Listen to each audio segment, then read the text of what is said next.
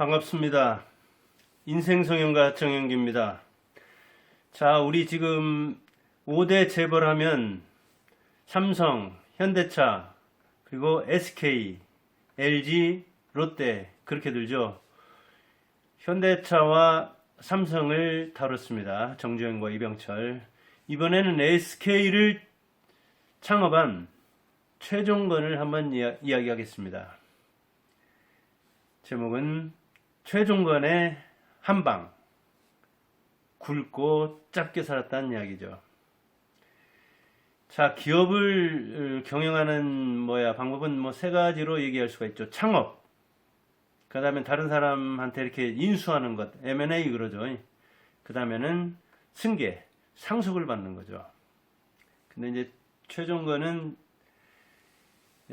최종현이 동생이 물려받았는데 사실은 그 형 최종건이 창업을 했습니다. 근데 처음부터 바닥에서 창업했다기보다는 성경 직무를 인수해서 다시 재창업하다시피 했죠. 그래서 여기서는 이제 되게 그 이후에도 다른 기업을 이렇게 인수를 많이 했기 때문에 SK의 특징은 인수합병에 있다. 그런 이야기를 하기 때문에 저도 그렇게 한 방 한꺼번에 인수한. 제가 여기서 지금 필통을 이렇게 소개하고 있죠. 오늘의 이 필통은 꽃병 같기는 하지만 이게 필통입니다. 근데 무엇을 담느냐에 따라서 그 그릇이 결정되죠. 이렇게 금빛이 나지만 사실 여기에 오물을 담으면, 똥을 담으면 똥그릇이 되는 것이고, 된장 담으면 된장 그릇이 되고, 물을 담으면 물 그릇이 됩니다.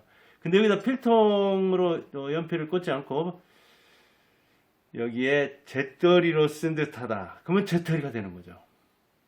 여기다 꽃을 꽂으면 또 꽃병이 되는 거죠. 그런데 원래 용도로 만든 건 이건 필통입니다. 쇠로 만들었고 이렇게 각을 잡아서 도금을 했는데 이런 필통에도 무엇을 담느냐에 따라서 이 용도가 결정되잖아요. 사람도 마찬가지입니다. 자기 심신에 무엇을 담느냐에 따라서 달라지는데 이런 필통을 저는 15년에 걸쳐서 이렇게 구입했지만 제가 구입한 것을 한꺼번에 딱 구입해버리면 필통 박물관도 세울 수가 있고 필통 골동품 장사도 할 수가 있고 그러잖아요. 기업도 역시 마찬가지입니다. 근데 SK를 이렇게 창건한 최종건은 인수합병을 해가지고 그러니까 한국전쟁 이후에 일본 재산이라든가 또는 귀속 재산을 국가 소유의 재산을 개인에게 불화하는 수가 있었습니다. 그때는 이제 계약금을 걸면 5년 내지 15년에 이렇게 벌어서 분할 이렇게 매매를 했고 그리고 그 특혜를 이렇게 입어서 시가보다 훨씬 싸게 구입할 수 있었던 것이죠. 그런데 SK를 이렇게 창건한 최종건은 마침 그 성견 직물에 다녔습니다. 18살 때부터. 그러니까 거기에서 빠른 시기에 또 조장도 됐고 또 경성 공립학교 공고죠. 지금으로 말하자면 기계과를 나와서 그런 직물 기기, 직조기 그러죠. 직조기에 대한 기술도 또 있었습니다. 그러니까 거기서 근무도 해봤지, 직조기에 대한 기술도 있었지, 또 조장으로서 한 100여 명 남녀, 특히 여성으로 많이 구성된 여자 직원들에 대한 이 관리도 해봤지. 여러 가지 측면에서 인수를 해서 그것을 경영할 만했다고요. 그런데 땅이며 또 주식이며 이걸 인수하기 위해서는 많은 돈이 필요했는데 그때가 20대였다고요. 근데 20대 후반이 무슨 돈이 있겠어요.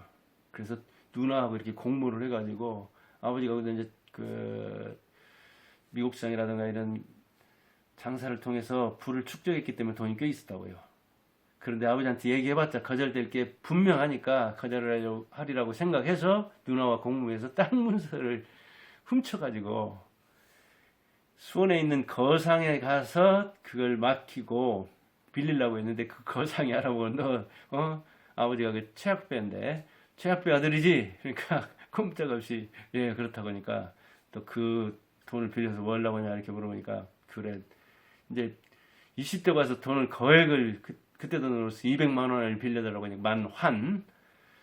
이제 아버지한테 한번 확인해 보겠다 그렇게 하고 돌려보냈어요. 그러니 이 그 젊은 아들이 얼마나 가슴이 떨렸겠어요. 그래서 집에 들어가지도 못하고 그 이제 공장 기숙사에서 있는데 어느 날 아버지가 나타나가지고 아마 이제 그 거상하고 이렇게 뭔가 얘기가 통했거나 그랬겠죠. 그 최종건 이야기로는 이제 꿈에 나타나가지고 현몽에서 뭐 이렇게 그랬다고 하는 것 같은데 아무튼 아버지를 통해서 그 금액을 치르고 그 공장을 인수하게 됐죠. 뭐 공장이라고 해야 이제 한국 전쟁 이후에 폐허가 거의 됐고 그다음에 기계들도 아주 망가졌지만 그가 기술력이 있었고 그리고 이제 인수하기 전에 자기 인조견 그러니까 이렇게 실 그 공장이죠. 실 이렇게 물류 이렇게 유통 이런 그런 걸 해봤기 때문에 이제 그 공장에 근무해봤지 실도 이렇게 취급해봤지 그러니까 어느 정도 뭐 경험을 쌓은 거죠. 그렇게 해서 기술 그다음에 직원을 이렇게 관리하는 능력 그리고 그 성경 이미지는 이제 그게 일본 회사 이름이죠. 뭐 그런 일본 회사를 인수해서 그 이름을 바꾸지 않고 이미지를 그대로 써먹은 거죠. 그렇게 인수해서 오늘날까지 이렇게 끌고 온 게 SK입니다. 성경이 이제 바뀌어서 영어로 SK 그렇게 된 거죠. 근데 이런 걸 인수해서 자기가 잘 모르는 분야에 대해서 인수하면 또 때가 잘 안 맞으면 승자의 저주에 걸립니다. 이른바. 지금 그 우한폐렴이 이렇게 유행하는데 직전에 그 모 회사에서 아시아나항공 인수를 했잖아요. 근데 지금 다른 항공사들도 다 곤욕을 치르고 있잖아요. 그러니까 이렇게 때도 잘 만나야 되고 그리고 자기 기술력도 있어야 되고 근데 건설하는 사람이 이 항공이라는 것은 분야가 아주 달라서 자기 그 기술력을 발휘할 수 없는 측면이 있잖아요. 또 모 회사에서는 그 가전이라든가 이렇게 출판이라든가 이런 거 하는 곳이었는데 건설사를 또 인수해가지고 아주 승자의 저주에 빠져서 대기업인데도 휘청거리는 측면이 있고 그러죠. 그러니까 이게 인수합병이라는 것이 굉장히 그 위험을 많이 안는 것입니다. 아주 뭐랄까요 비싸게 산다거나 그쪽 세계를 잘 몰라서 그리고 낯선 분야여 가지고 그 경영하는 대로가 있다거나 아니면 노사 문제가 큰데 그런 그 리스크를 안고 인수했다가 곤욕을 치른다든가 하는 측면이 있죠. 그리고 시의적절해야 되죠. 또 발전 가능성이 있어야 되죠. 그리고 모회사와 이 시너지 효과도 나오면 좋죠. 그런데 그렇지 못한 경우가 있어가지고 이 승자의 저주에 걸리는 수가 꽤 있습니다.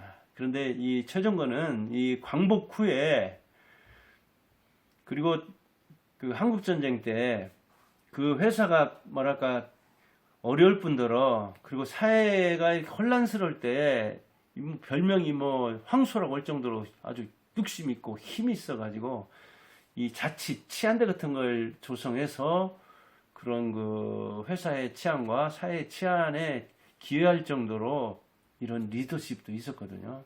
그래서 여러 가지 속성이 맞았기 때문에 그런 능력이 맞았기 때문에 예, 성경을 인수해서 자기가 발전시킬 수 있었던 것이죠. 그리고 집안에서도 이렇게 그 팔남매 장남이라서 그런 또 리더십이 있었고 아버지가 그 장사하는 걸 보면서 자기가 그런 어떤 배짱도 모험심도 기를 수 있었던 것이죠.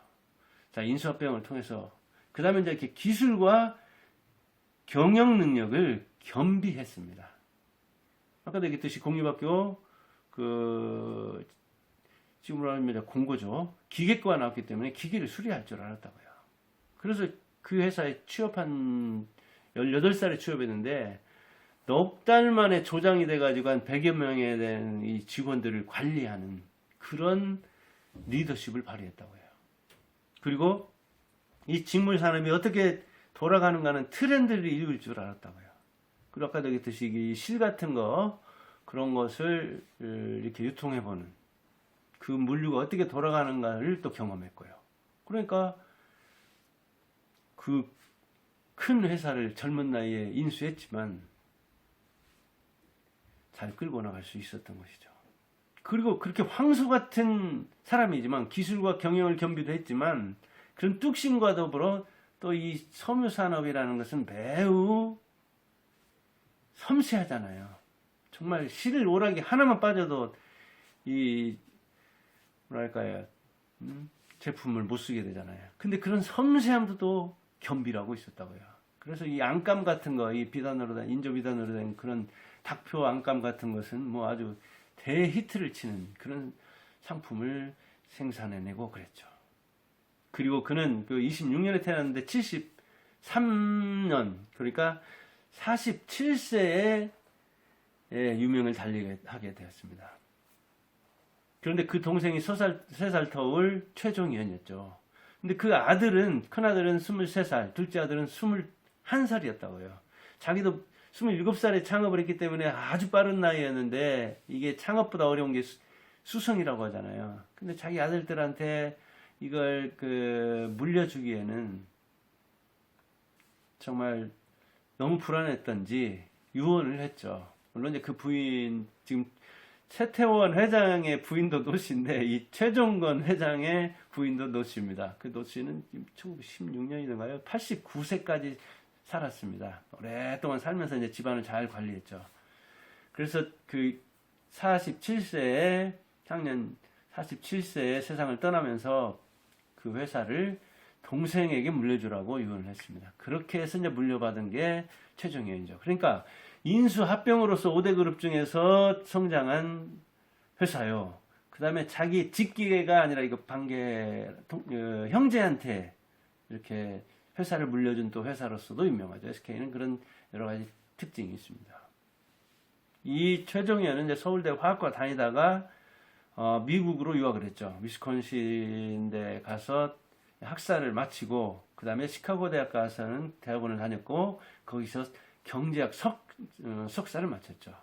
그러니까 화학 이런 기술 쪽에 대한 거, 그 다음에 학부에서 또 미국에서 학부 공부도 했고, 그 다음에 이제 경제학을, 그러니까 어찌 보면 이과와 문과를 겸비한 이 동생, 그 다음에 이 세계적인 이 조류를 읽을 줄 아는, 그러니까 마이크로 트렌드를 읽었다면은 자신이 최종관이 자기 동생 최종현은 이 아주 메가 트렌드를 읽은 큰 흐름을 읽은 사람이었기 때문에 동생에게 그 공장을 물려주게 되죠. 그런데 그 자기는 이제 일찍 세상을 떠났지만 부인은 오래 남아서 이 회사가 어떻게 굴러가는지, 그리고 그 아들과 조카들과 이 회사를 어떻게 끌고 가는지를 이제 지켜보았기 때문에 이 회사가 지금까지 잘 올 수 있었고, 그리고 이 인수합병의 뭐랄까 전통이랄까 이게 이제 유지돼서 그런지 그 뒤로 뭐 유공 인수해서 지금 이제 SK 에너지죠.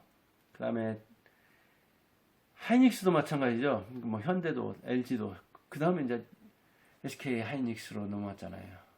그 다음에 그 지금 SK텔레콤 이런 것도 인수합병을 통해서 성장한 이 3대 그룹 중에서는 SK가 그런 회사다, 그런 평가를 받을 정도로 이 창업주 최종건부터가 이 일본 회사,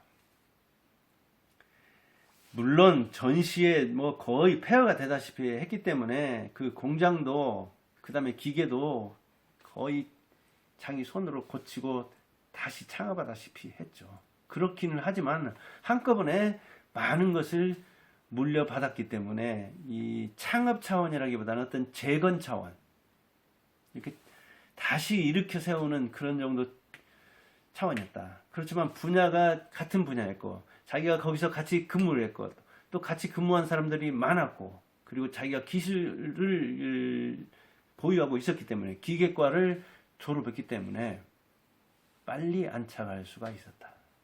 그리고 기술자이면서도 경영을 겸비한 사람이었다. 그리고 상속은 아들에게 물려주기에는 좀 일렀기 때문에 동생에게 물려줬는데, 그게 역시 신의 한 수가 돼가지고